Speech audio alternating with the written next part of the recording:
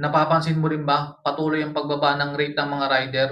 Ito ang totoong dahilan galing mismo sa DOLE. Ayon sa DOLE Labor Advisory 14 Series 2021, tayo ay isang independent contractor. Hindi tayo empleyado ng mga apps na yan. Hindi tayo kasama ng minimum wage.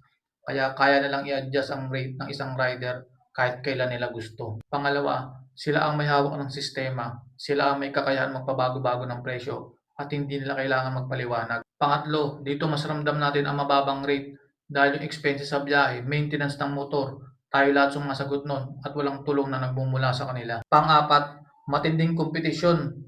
Pababaan sila ng rate para sa mga customer nila kahit alam nilang direktang maapektuhan ng mga rider. Panglima, eto masakit.